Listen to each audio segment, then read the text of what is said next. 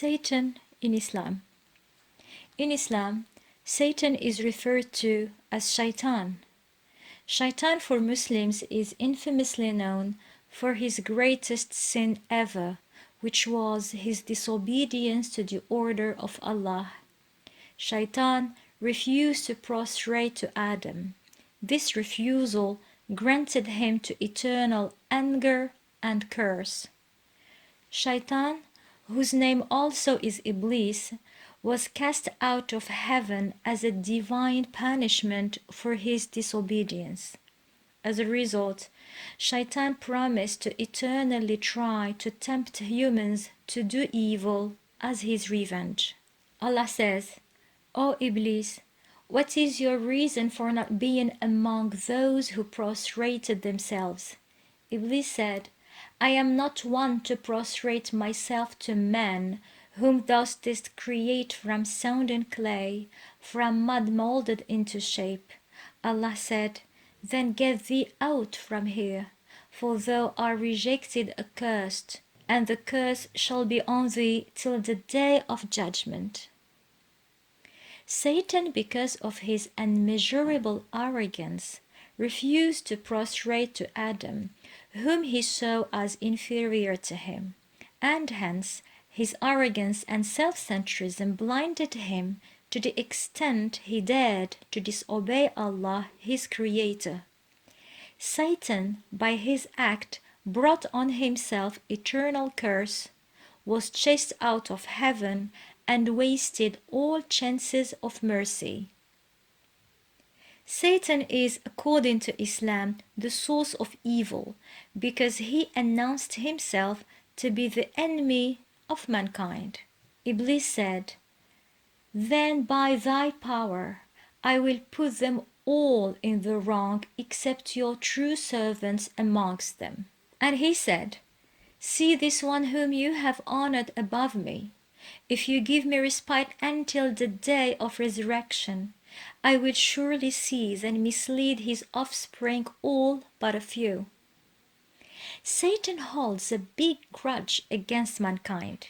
He didn't approve the honorable status Allah granted to Adam and his offspring. Indeed, Allah Almighty favored Adam and asked even angels, who are by far the most perfect and the most obedient creatures, to kneel and prostrate to Adam, not in a sign of worship, but in a sign of honor and tribute. It's very important to point that Satan was a very beautiful jinn, living in Jannah and enjoying a special status. He was pampered and favored. He was not an angel, as some might think, because the only most paramount characteristic of angels is that they are made only to obey. They can't possibly disobey. It's not the way they are conceived. Since angels are made only to obey, and hence Satan by disobeying proves he was not an angel.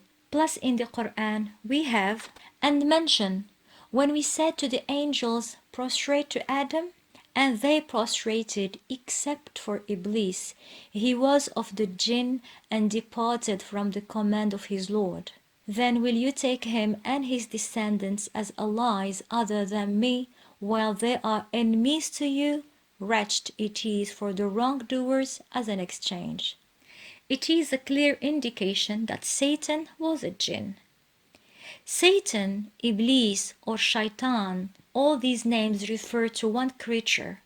Since the day of his punishment, pledged, revenged, and became enemy number one of all mankind. But Allah was not to let him do whatever he pleased to achieve his evil satanic plans. Allah says, "Over my true servants, you will be able to exercise no power. Your power will be confined to the erring ones, those who choose to follow you."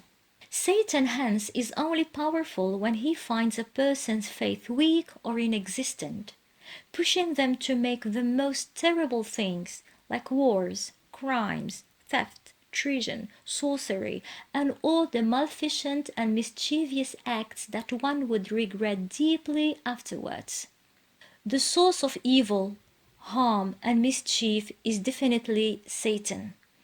He was promised eternal curse, and hence he will do his best to drag with him as many people as he can to hell. He's very persuasive and smart, he's a liar too, and he won't spare any effort to harm mankind. The hatred he holds is so huge that he accepted eternal curse only to harm sons of Adam, whom he clearly despised and abhorred. Satan is the figure of evil in Islam. Muslims, to avoid his mischief, stay very careful and alert.